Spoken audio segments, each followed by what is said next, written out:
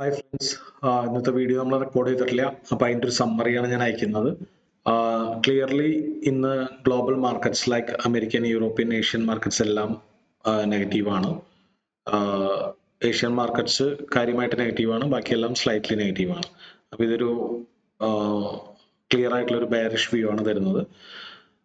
അതുപോലെ തന്നെ US ഓയിലും UK ഓയിലും നോക്കുകയാണെങ്കിൽ ഒരു ഡെയിലി ചാർട്ട് നോക്കുകയാണെങ്കിൽ നമുക്ക് കാണാം കുറച്ച് ദിവസങ്ങളായിട്ട് പതുക്കെ പ്രൈസ് കൂടിക്കൊണ്ടിരിക്കുകയാണ്. UK ഓയിലും സ്ലൈറ്റ് ആയിട്ട് പ്രൈസ് കൂടിക്കൊണ്ടിരിക്കുകയാണ്. അപ്പോൾ അതും നിഫ്റ്റിക്ക് ബെയറിഷ് ആണ്. അതുപോലെ തന്നെ നമ്മൾ ഇന്ത്യ വിക്സ് നോക്കുകയാണെങ്കിൽ ഇന്ത്യ വിക്സിലും ഇന്ന് മോർണിംഗിൽ ഒരു സ്ലൈറ്റ് സ്പൈക്ക് കണ്ടിട്ടുണ്ട്. ഇന്ത്യ വിക്സ് ഓൾമോസ്റ്റ് 5 days നോക്കുകയാണെങ്കിൽ കൂൾ ഡൗൺ ആയി വരികയായിരുന്നു. പക്ഷേ ഇന്ന് മോർണിംഗിൽ ഒരു സ്പൈക്കിലാണ് നിൽക്കുന്നത്. അപ്പം അതും ക്ലിയർ ആയിട്ട് നിഫ്റ്റി ബാരിഷ് ആയിട്ട് നമുക്ക് കാണാം. അതുപോലെ FIDI ഡാറ്റ നോക്കുകയാണെങ്കിലും FIS കാര്യമായി ബാരിഷ് ആണ്, ക്ലയൻസ് ബുള്ളിഷ് ആണ്. അപ്പോൾ ഇത് രണ്ടും കൂടി കൂട്ടി വായിക്കുമ്പോൾ നമ്മൾ FISന്റെ പെർസ്പെക്റ്റീവിൽ നിന്നാണ് ബയാസ് തീരുമാനിക്കേണ്ടത്. അപ്പോൾ ഇത് നാലും ഒരുമിച്ച് നോക്കുകയാണെങ്കിൽ ഇന്നൊരു ദിവസം ക്ലിയർലി ബാരിഷ് ആയിട്ടുള്ള ഒരു ദിവസമാണ്. അതുപോലെ തന്നെ നിഫ്റ്റിയുടെ 1 day ചാർട്ട് നോക്കുകയാണെങ്കിലും ക്ലിയർലി ബാരിഷ് ആണ്. നമ്മൾ അതിൽ ആദ്യം തന്നെ മാർക്ക് ചെയ്തത് കഴിഞ്ഞ 3-4 ദിവസങ്ങളുടെ ക്രൂഷ്യൽ ആയിട്ടുള്ള ഹൈസ് ആൻഡ് ലോസ് മാർക്ക് ചെയ്തിരുന്നു. അപ്പം ഇപ്പോൾ പ്രൈസ് നിൽക്കുന്നതിന് മുകളിലായതുകൊണ്ട് നമ്മളത് ഗ്രീൻ റെസിസ്റ്റൻസ് ആയിട്ടാണ് മാർക്ക് ചെയ്തിരുന്നത്.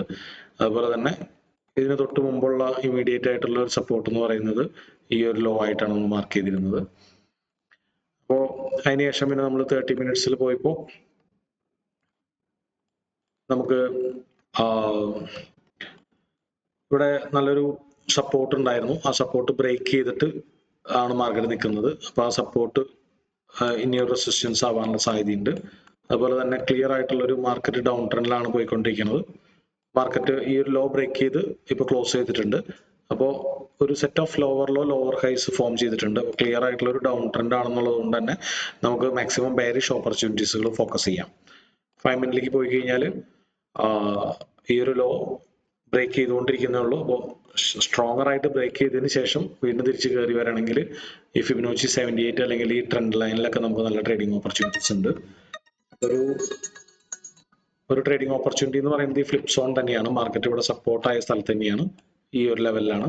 അടുത്തൊരു ട്രേഡിംഗ് ഓപ്പർച്യൂണിറ്റി എന്ന് പറയുന്നത് ഐദർ ഈ ഫിബൊനാച്ചി 78 ഓർ ട്രെൻഡ് ലൈനാണ്. അപ്പോൾ ഈ ഫിബൊനാച്ചി 78 ട്രെൻഡ് ലൈനിൽ ട്രേഡ് എടുക്കണമെങ്കിൽ മാർക്കറ്റ് കുറച്ചും കൂടി താഴേക്ക് വന്നിട്ട് കയറേണ്ടതുണ്ട്. ക്ലിയർ ആയിട്ടുള്ളൊരു ലോ, ഡിസ്റ്റന്റ് ആയിട്ടുള്ള ഒരു ലോവർ ലോ ഫോം ചെയ്തിട്ട് കയറേണ്ടതുണ്ട്. അപ്പോൾ അതിനുശേഷം പിന്നെ നമുക്കുള്ളൊരു ലെവൽ എന്ന് പറയുന്നത് 24,135 ആണ്. 24,135 പ്രീവിയസ് ആയിട്ട് നമ്മൾ മാർക്ക് ചെയ്തിരിക്കുന്ന സപ്പോർട്ട് താഴേക്ക് ബ്രേക്ക് ചെയ്യണമെങ്കിൽ നമുക്കൊരു ബെയറിഷ് ട്രേഡിംഗ് ഓപ്പർച്യൂണിറ്റി നോക്കാം. അപ്പോൾ നമുക്ക് കാണേണ്ടത് ഈ ഒരു ലെവലിൽ എത്തിയിട്ട് മാർക്കറ്റ് മിനിമം ഒരു 2 പ്രാവശ്യമെങ്കിലും റിജക്റ്റഡ് ആയിട്ട്, 3 പ്രാവശ്യം റിജക്റ്റ് ആയാൽ നല്ലത്, 2 പ്രാവശ്യങ്ങളിൽ റിജക്റ്റ് ആയിട്ട് താഴേക്ക് ബ്രേക്ക് ചെയ്യണമെങ്കിൽ നമുക്ക് പുട്ട് ഓപ്ഷൻ വാങ്ങാവുന്നതാണ്.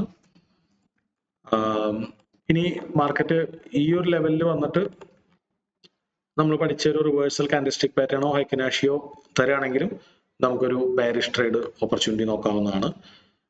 അതുപോലെ തന്നെ മാർക്കറ്റ് ഈ ഒരു സോണിൽ കൺസോൾഡേറ്റ് ചെയ്യുകയാണെങ്കിൽ എപ്പോഴും നല്ലത് ഓപ്ഷൻ സെല് ചെയ്യുന്നതാണ്. ATM സെല് ചെയ്യാം, കോൾ സെല് ചെയ്യാം. അതിന് മേലെ 50 സ്ട്രൈക്ക് ഓർ 100 സ്ട്രൈക്ക് അബോ കോൾ തന്നെ ബൈ ചെയ്യാം. അപ്പോൾ ഇതാണ് നമ്മുടെ ഇന്നത്തെ നിഫ്റ്റിയുടെ വ്യൂ. Thank you.